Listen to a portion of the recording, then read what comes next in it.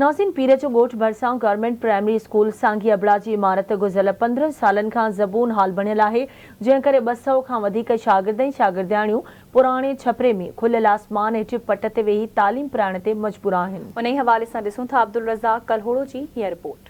पीरगोड़ा भरिसां government primary school सांगी अबड़ा जी इमारत गुज़िरियल 15 सालनि खां ज़बून हाल बणियल आहे, जंहिं करे 200 खां वधीक शागिर्द ऐं शागिर्दियाणियूं पुराणे छपरे में तालीम पढ़ाइण ते मजबूर बणियल आहिनि। उन सिलसिले में ॻोठाणनि ॿुधायो त स्कूल जी इमारत न हुजण करे ॿारनि खे छपरे में स्कूल खोले ॾिनो आहे, जंहिंजी बि छत किरी पई आहे ऐं फर्नीचर जी पिणु सख़्तु खोट आहे, जंहिं करे शागिर्द खुलियल आसमान हेठि तालीम पढ़ाइण ते मजबूर बणियल आहिनि, जॾहिं त उस्तादनि जी पिणु सख़्तु खोट आहे। उन मौक़े ते ॻोठाणनि वधीक आवाज़ न्यूज़ सां ॻाल्हाईंदे चयो त हेॾो ॻोठ आहे ऐं ॿिनि ॻोठनि जा ॿार आहिनि जेके हेठि वेठा आहिनि ऐं उन्हनि खे न कुर्सी आहे, पंहिंजो टेबल आहे ऐं न को फर्नीचर आहे, न को किताब आहे, न थेलो आहे ऐं उस्तादनि जी खोट आहे। हिकिड़ो उस्ताद 150 ॿार काॾों पढ़ाईंदो ऐं उन खां पोइ बिल्डिंग न आहे, ॿार हेठि मिटीअ में था वेठा पढ़नि।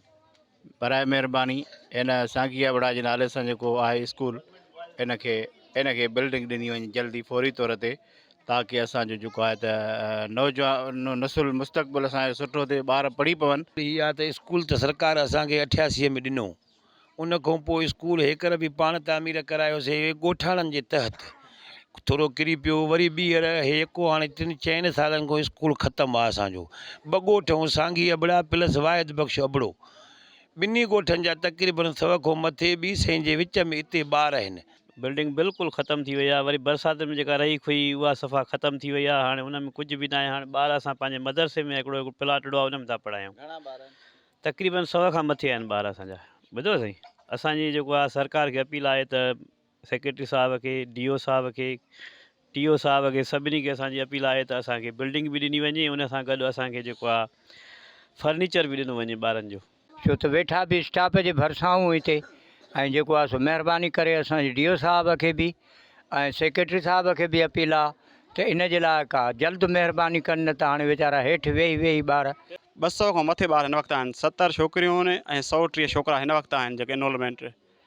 स्कूल जी बिल्डिंग हुई पुराणी, उहा मुकमल ख़तमु थी चुकी आहे।